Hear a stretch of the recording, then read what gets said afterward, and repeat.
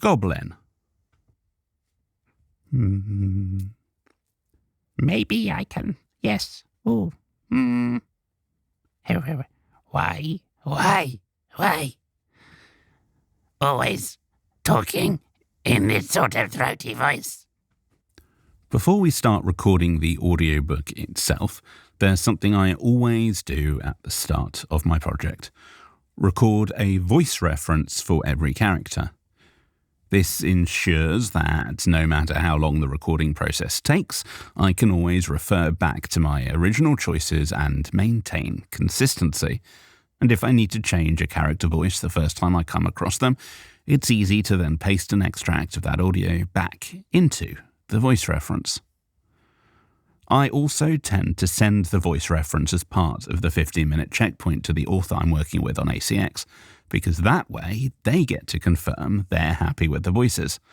Sometimes I disagree, of course, but at least that then leads to a dialogue rather than a surprise when the audio is delivered. To record the voice reference, I say the name of the character, every single character, even if they have only a single name. Voice reference. Cal. Going to sound like this. I follow that with an example of their voice, or for single-line characters, just a sentence saying that I will see what feels right when I get to that point, since there's no potential consistency issue with a character that only has a single line of dialogue.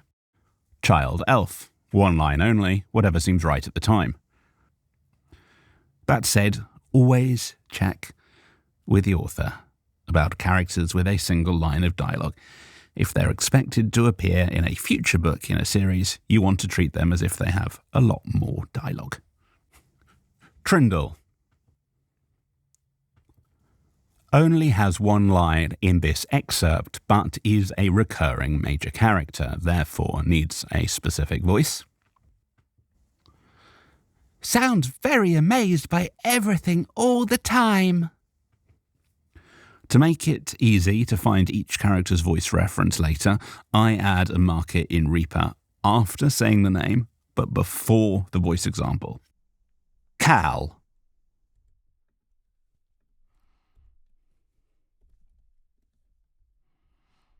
Sound like this.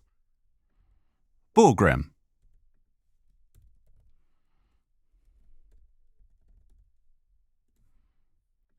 Old man. One line only. Whatever seems right. This means that when the author listens to the voice reference, they hear the name first, before the voice example, which is obviously what they need to hear. Something like, John. John sounds like this. But for me, when I'm mid-recording and need to check a voice, I can click the marker and I immediately hear the reference without having to wait for the name. For example, if I check the voice of Goblin. Always talking in this sort of throaty voice. There we are. To add a marker, press M on your keyboard and a marker will be added at the edit cursor. You can also hold Shift and press M and it will open up the marker straight to the edit view. If you've just added it with M, then you right-click on the marker and click Edit Marker, and you insert the name. This is pretty much the only time I use markers, as I tend to use regions in Reaper, which are effectively markers that last longer than an instance. I'm going to cover how to refer to the voice reference effectively while recording in the next video rather than here.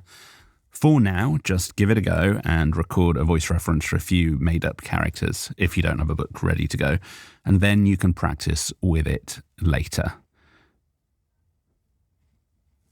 Up next is a video which shows me doing this. Friggins. Oh, no. Whoops. Friggins. Going to be an overly... Going to have a quasi-Australian accent. But feel free to skip past it. In the next actual video, we'll be starting to record. I'll see you in the next video.